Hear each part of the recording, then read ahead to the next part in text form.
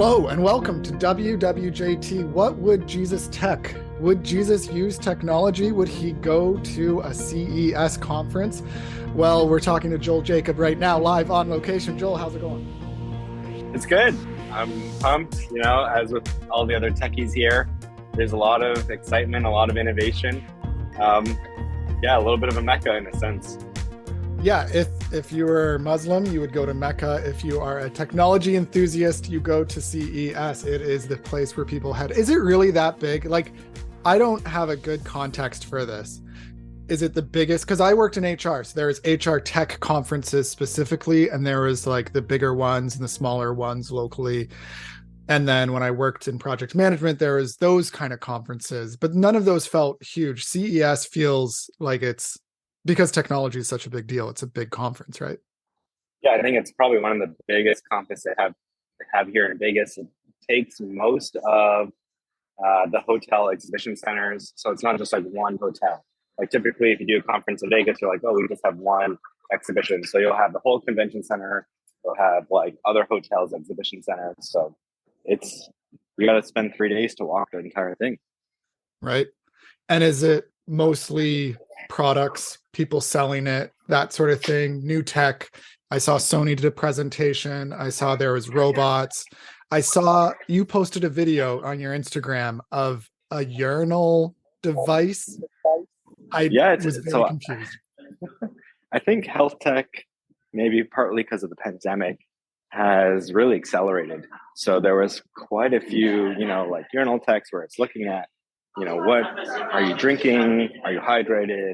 What minerals do you have? How can we improve your health? I think it is interesting that it is such a mecca, such a huge event. And it kind of has a religious energy to it. I listened to some of the Sony talk because they've already posted that, and they're using language like, what does it mean to be human? What's our purpose in life? We want to connect people to one another. And they're using these statements that, yeah, they're pithy, but they're drawing from religious language. And it is a religious experience to be there. Would you agree, disagree? Am I overstating that? Yeah, no, I agree. I think it's interesting. Like CES isn't necessarily now the convention where everyone's announcing their latest products. Like Apple will do that at their own events. People will do that at their own events. So it's not as big as it used to be, but it still has this, hey, everyone's coming, you can network, you can see what people are launching this year. And the biggest thing is there are kind of closed door events. So you're close to the vendor, they'll invite you to a suite and they'll show you, hey, this is coming out in the next 3 to 5 years. So like 5 years ago, I saw foldable display phones. And you'll see a lot of kind of early tech in their prototype phases when in these backdoor events. So Joel, I know you are not the Apostle Paul, but in Acts 17, verse 16, it says that while Paul was waiting for them in Athens, we could say while Joel was waiting for the sessions to start in Las Vegas, he was greatly distressed to see the city was full of idols. Is this full of idols? And then it says in this text that what Paul did is he reasoned in the synagogue with both the Jews and God-fearing Greeks, as well as in the marketplace, day by day. And this is a marketplace, that's where you're at. And then he discussed with the philosophers, he began to debate. They questioned him, they asked him what he's teaching. He stands up and says, people of Athens, I see that you are religious in every way. For as I walked around and looked carefully at your objects of worship, are these objects of worship, Joel? I found an altar to the inscription to an unknown God. And then he points them to God. Like Paul uses the technology of their day that was leading to idol worship to say, no, this points to something greater than these idols, something not made by human hands. And maybe that's what we could find out is this technology that's being built can actually be good. Maybe God actually sovereignly wants all this tech to be built and it can be used for good in the world. So that's what we'll see when we get you on the floor. Yeah, it's fun to see. Excited. All right.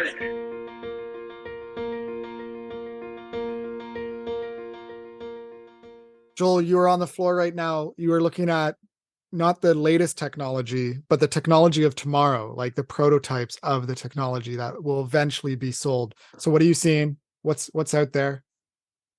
All right, so right behind me, you have a smart car seat by the company Baby Ark, which a little bit of a biblical name there, Baby Ark. They're carrying babies safely on the journey in the car. But it was a big focus from, I believe, like a NASA engineer who became a parent and said, "Hey, why are the materials we're using in car accidents not good? Plastic and styrofoam. Let's use some really highly energized or highly impact absorption material." Something else interesting, they have 15 sensors in the bottom to let you know if the seat's installed correctly, which, okay, I find that useful, sometimes really annoying. Yeah, If the people screw up car seat's installing car buckled. seats a lot. Yeah. But the last one is like if you've left your child in the car, it'll send you a notification, which who's forgetting to take their child out of the car? I don't know. So Did you some know some your values. kid is still in the seat? Yeah, you forgot. Maybe people really hectic, busy lives, and they forgot to take their child out of the car seat. I don't know. That's The more I crazy. think about it, I feel like it could happen to some people. Yeah, I mean, people get distracted, right? No, I mean, it's interesting, right? It's in some ways I'm like, this is a waste of money. In some ways I'm like, oh, it's kind of cool, has some interesting things. All right, what else are you seeing, Joel? All right, something else I saw really cool is the Yarbo. I guess it's What's autonomous snow blower, autonomous lawnmower, autonomous leaf blower sort of modules. So you take one and you can swap those different modules on, which, you start and you think, okay, maybe it's just if you're like too lazy, but imagine You it's a could save a lot really of time. cold snowstorm. Yeah, you can save time, spend more time with your family. Let's come look at that. Look at that. It's rugged. There's another Yeah, it place says where on you their can see it in website they can motion. do all terrains. It says, they can handle different like scenarios, like a kid runs in front, it's not gonna run over your kid with its blades for the lawn. It's a way to save time, that's for sure. Like the website is pretty cool. And it's got all these like different components. I'm skeptical, and frankly, I like getting exercise through the winter in shoveling my own snow. And this kind of goes back to Andy Crouch's, like, we were designed as humans to be mobile, be physical, and to disconnect Right. that. It's kind of like, oh, go get the Yarbo doing everything for you and then pay for a gym membership. It's like, well, maybe you should just shovel your own snow and mow your own lawn. But it has some intrigue. It has some intrigue for sure. Yeah, I think there are definitely scenarios, maybe not shoveling snow, but where it's dangerous for humans to go out. On a remote oil rig or something like that, where it could be explosions. So using robotics where you don't want to go and put yourself at risk. So it's on the edge of that line, I would say. Yeah, it's just wild. And like it's like a pet almost. Like it has a little house that it goes back to, and then it'll do that automatically. Like it figures out how to drive itself, and then it'll drive back to its little home, charge up all on its own while you sip your coffee from inside. It's pretty wild.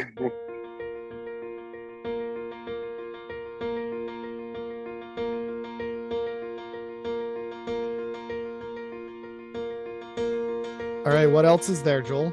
All right, here we got the Tatamel bike. Okay. Um, So it's a bike. it's an electric motorbike that can be folded into a suitcase. So you What? can bring that with you on your trips. Yeah, it's pretty wild. What? Put it on a plane with you, and then all of a sudden you hop out of the plane in the airport and you just ride through. I don't know. That's cool. That's cool. All right, what else are you seeing? Truth brush. The truth brush? What does it do? Read scripture to you while you brush your teeth? I think we should start a new idea. Read scripture while you brush your teeth. And you had to finish a passage to know you're done. Is that what this product actually is, Joel, or are you trying to It's invent something right now? this is a WWJT product lines coming in the future. But this is Oral B, or no, Candy Bell. Create the toothbrush was the world's first multi-tenant, fully automatic and universal solution for seamless toothbrush tracking. And it really seems like, aimed at younger kids. making gamifying it for them, I guess, so they know to brush their teeth and not forget, and they're excited to brush their teeth, which sometimes can be quite annoying to always be like, you got to brush your teeth. Um, Yeah, put the and I could positive spin on. see if it has some sort of smart, it's like, wait a second, you've only brushed your teeth for 10 seconds, you gotta do it for longer or whatever. So, and what was the other thing that you were looking at? Some sort of ADHD testing, like genetic Yeah, testing? there's this interesting DNA test kit. I'll show you right here, which ADHD bank, and they say it's especially effective for young children, persons with disability, or mental health diseases, which diagnosing ADHD can be harder to do. Well, and genetic testing has seen like a massive explosion. Obviously, there's it's recent development to understand our genetics and understand their impact. And so there's lots of new products, I guess, that are going to take advantage of this.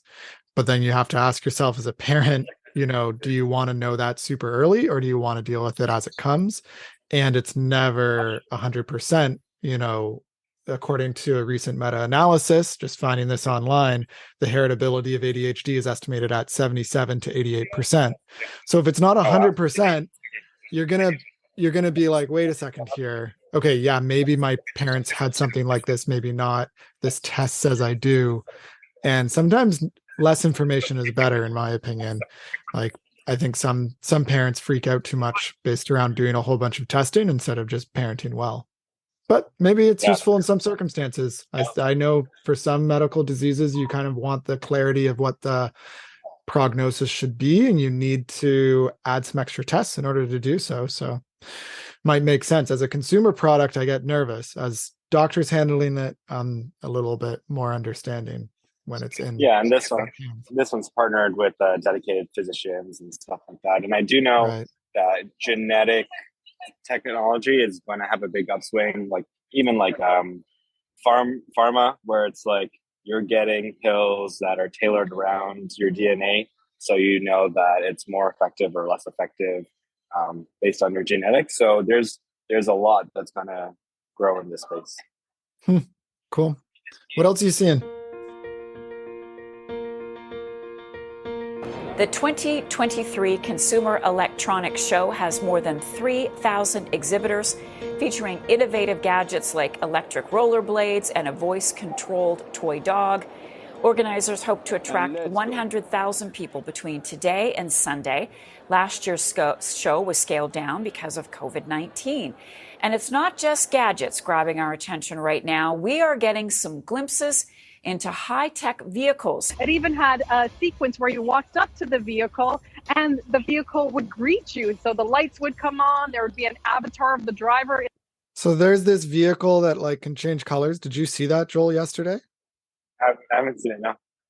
It's just, it kind of looks ugly, if I'm honest. It's like, do you really need your car to be 32 different colors? I don't know. And to change colors when you walk up to it? And then it's all about digitization. It's all about connecting with your car in unique ways. Are there some cars that are generating more buzz than others? Yes, we have, of course, a big actually debut that came last night from Sony and Honda. This was together. They unveiled their new electric brand. They showed a sedan electric vehicle. Sony really stole the show years ago when they showed their electric vehicle, and now they've partnered with Honda, and they say they're going to bring this to market in 2025. And we also have, of course, flying cars. That's a big theme here. It's all about mobility. Aska has showed their A5 flying car. And this is basically a vehicle you can drive on the ground and then it'll actually, fly up in the air vertically. They say it's going to have a range of 400 kilometers. And they're hoping with this vehicle that they're actually going to start a ride sharing service by 2026. So we'll see what happens. There's, of course, a lot of barriers to Flying cars, Joel. Flying cars. It's happening at CES 2023. And apparently this is going to be live in the next 5 years. There could be flying cars. You drive it on the road and then you're like, okay, helicopter time. Yeah, actually, there's a segment called VTOL, vertical takeoff. And that's where flying cars could actually be a thing that finally happens. people have been saying for, I don't know, 30, 40 years, the Jetsons flying cars are coming, and we might actually be closer than we thought. Yeah, it's wild.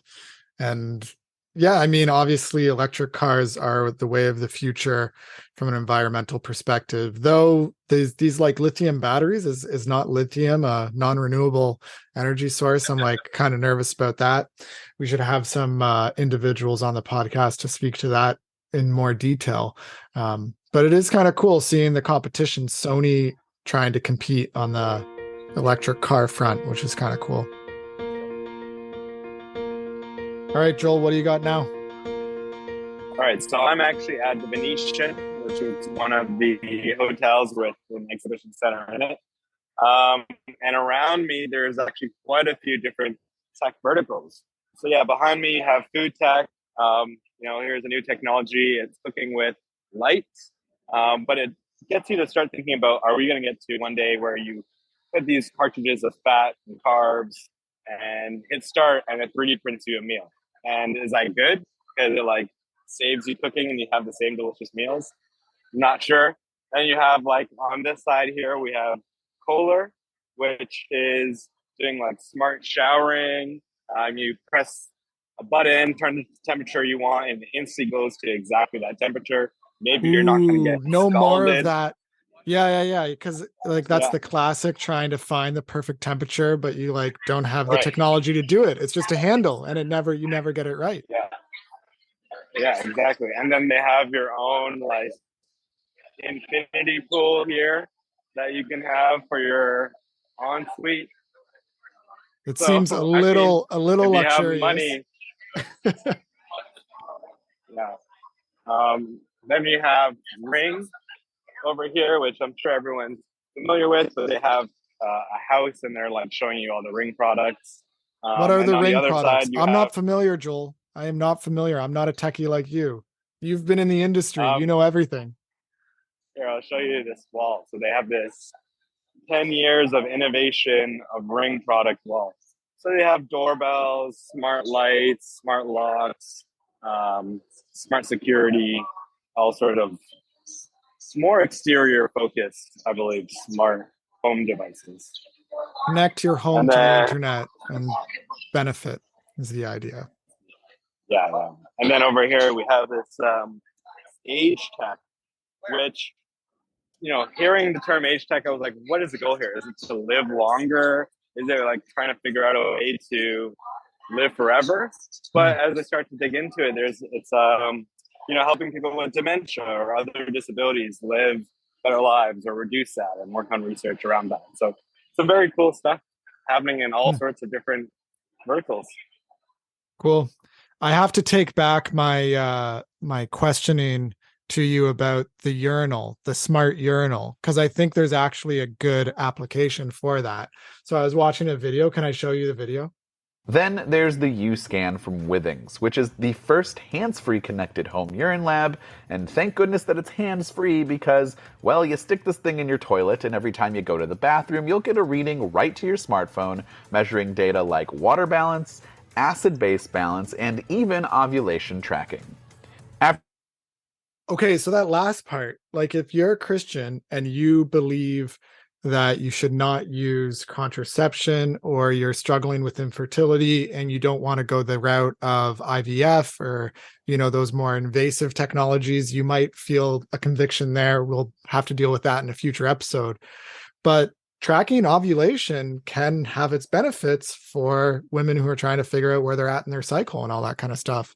And that's a particularly useful thing if you're a Catholic Christian or a Protestant Christian trying to follow that element of social teaching. So, I mean, this is where technology can be helpful for those who are more conservative in their ethical approaches, which is interesting, right? Like sometimes we think, oh, if you're super conservative, if you're going to be that approach, then obviously the technology is not for you, but it might be the opposite in certain circumstances where some of this technology could be really beneficial. Yeah, no, that's really interesting. Technology can enable you to abide by your values and ethics easier. Yeah, for sure. And there's There's just a lot of very cool stuff. Like one thing that I saw that they're showcasing. This pen from a company called Newa, I believe that's how you pronounce the name.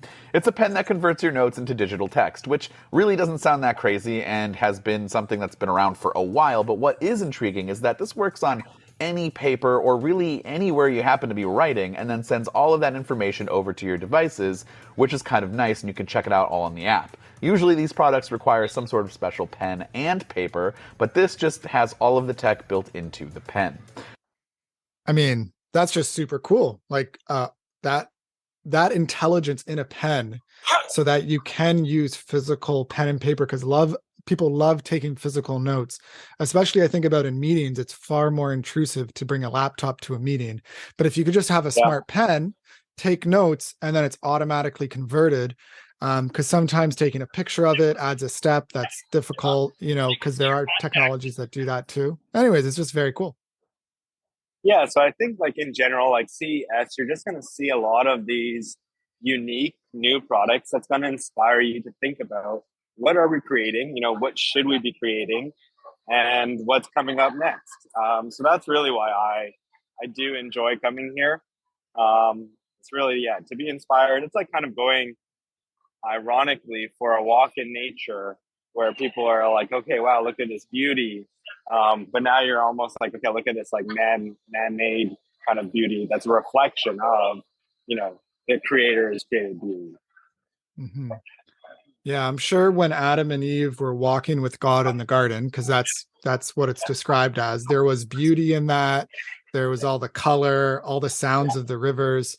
And in heaven, it's going to be a city, right, Joel? So it's going to look a little bit more like what you're walking around in rather than a garden. There will still be the 4 rivers. You see that in Genesis. There will still be nature in heaven, but it will also have a lot of man-made stuff and women-made stuff too, just to be gender inclusive here. Yeah, it's crazy. Blowing my mind. Yeah, God is the creator of all things, including technology. So maybe what we'll do is we'll let you have some fun, Joel. You'll continue, and then we'll jump back on the podcast in a more sound appropriate environment, and we can reflect on it maybe after you're done your day or your days there in Las Vegas. Awesome. All right. Well, excited to talk more. Take care, Joel. All right.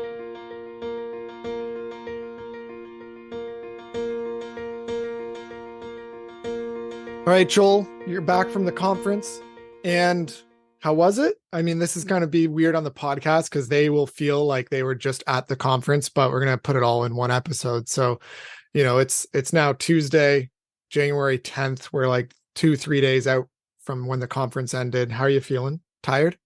Yeah, I'm feeling good. Definitely feeling tired. I think you forget how overwhelming it can be. Just talking to so many people, seeing so many different things is a lot to process. And ultimately, you're never able to see everything. And maybe part of me was like, oh, I have to see everything, but you just can't. So you end up choosing like, do I want to see the big products or the small people tinkering away? And you make your own experience. But I'm good. Do you have a bit of like FOMO, fear of missing out? Because that's, if you're in technology, you want to know the latest, the greatest tech. Is that part of it? Yeah, totally. And I think there's a lot of people who are covering it. So I'm sure you can like just Google online, but because you're there in person, you're like, oh, I have to make the most of it. So I was up to like 30,000 steps a day, basically. Which good exercise. Yeah. I mean, I subscribe. Well, I don't pay them, but I use an RSS reader called Feedly, and that's how I access all of TechCrunch's articles. And the amount of articles they put out just in the last few days, like there's so much information about technology. It can be so overwhelming for sure. It definitely, one thing that struck me, I didn't go to the conference, but observing you in our conversations throughout, I couldn't believe how much money there was. I knew there was a lot of money in tech. I knew there was a lot of money in both Silicon Valley and where you were, Death Valley. But, tech people make a lot of money. Yeah. But a lot of the products are made for rich people.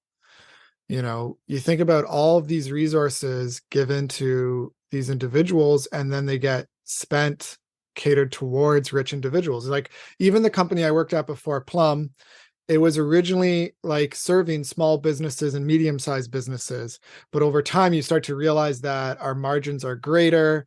We're going to be able to scale better. The investors like it when we hit those large corporations. And so our product went in that direction.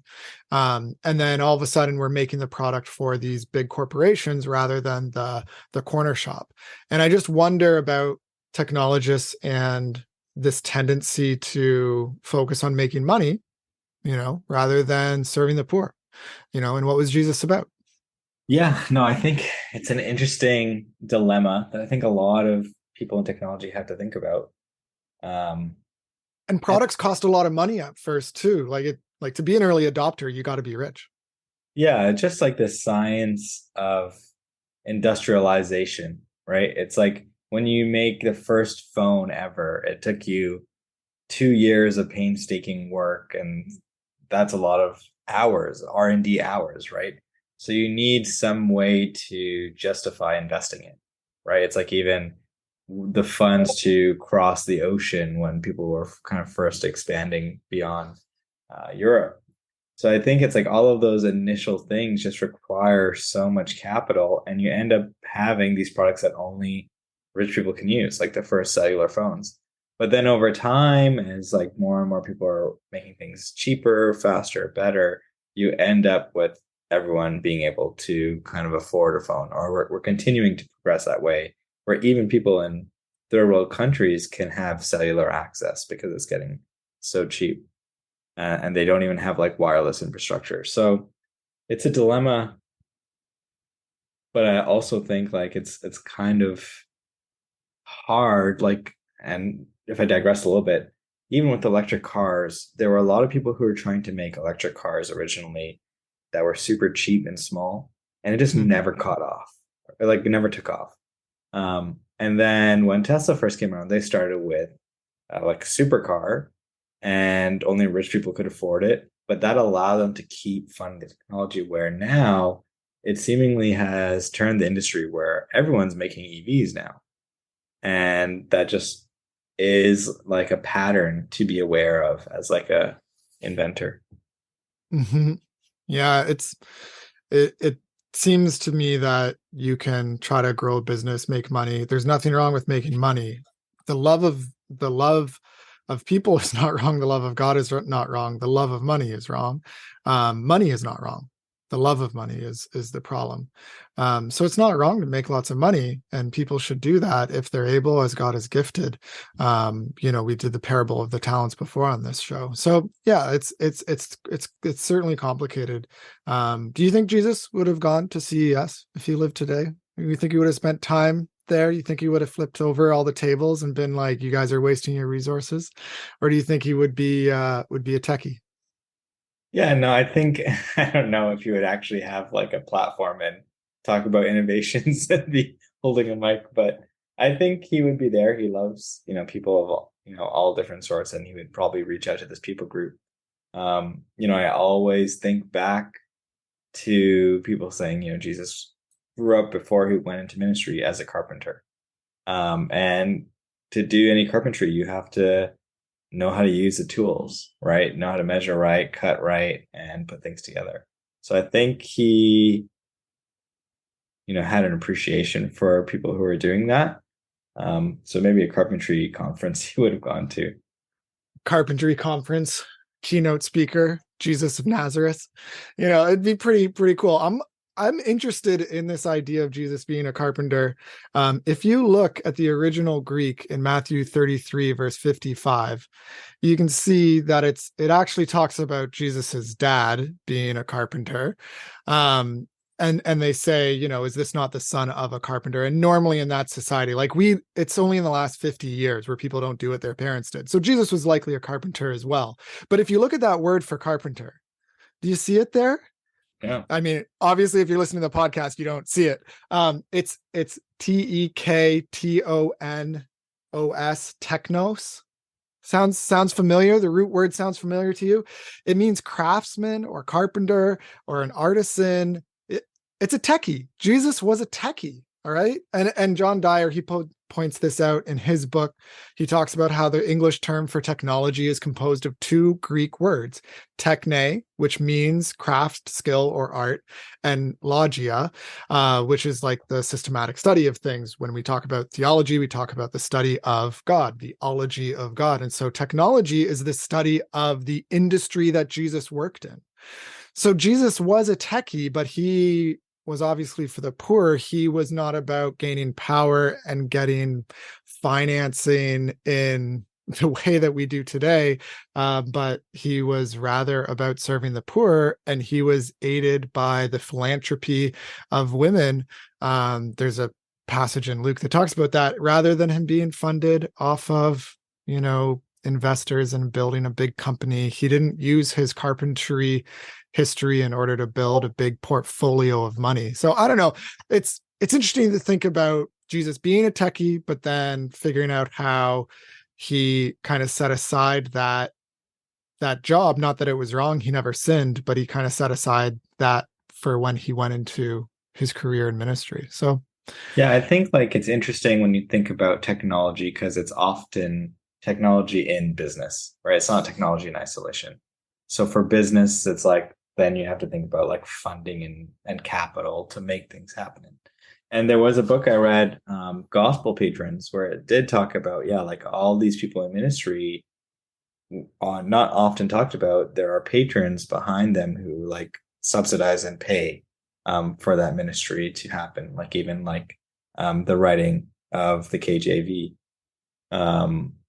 So I think like that's another model that could work, is like, rather than selling to the rich, if you really do want to fund technology for the poor, we need to find like a patron who can allow us to get there. Well, and I guess that's kind of more like open source, right? Like you could work full time in the open source community, be funded through a Patreon account. Henry Zhu, he actually has a podcast himself that is called, what is it called? Open source or open, I don't know. Hope in source. And he's a Christian who really values, philanthropy, and he values working. He sees open source technology. Can you give a definition of open source technology, Joel? Open source, it's like an example. Yeah.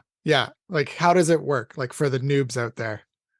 So there's an open repository or open kind of, I don't know, call it library, where people can go and see what other people have done and then add to it and then recommit it back to the community. So in that sense, it's just a community of builders adding on and working with each other, and then allowing people to use it under general license for different applications, not for commercial applications, except on specific conditions. Right. So it'd be like someone in Jesus's day being like, oh man, new design for a hammer, guys. Check out this thing you put on the back of the hammer. It gets out the nails super easy. And then you share that design with people, and other people iterate on that design and even say, oh, if we do it like this, it'll even work even better because the fulcrum is here instead of here. And that's shared. Nobody makes money off of it unless people out of their own generosity give money to those people doing that stuff. Right. Mm-hmm. Cool. And so that's what that model of ministry, I guess, is what I think Jesus did. I think Jesus had this. It's in Luke. I looked it up, Luke 8, where these women, Joanna, Mary, Susanna, these women were helping to support them out of their own means. So these rich women were ensuring that Jesus could go around proclaiming the good news. And we could also have people who are supported financially to build technology, or be online evangelists, or, we could think more. It's one of the big things that I think we need to address in North America and Christianity. We are struggling for finances. Christianity is seeing less and less people a part of it. So then how are we going to have sources of income, and how are we going to encourage a philanthropy to happen? Because the older generations in general are giving more than the younger generations. Our generation is not giving as much as our parents. So it's kind of like this I see there's a real urgency. Tim Keller has named it as one of like he named, there's 8 big things that evangelicalism needs to focus on going forward. And he said, none of it's possible unless we figure out philanthropy.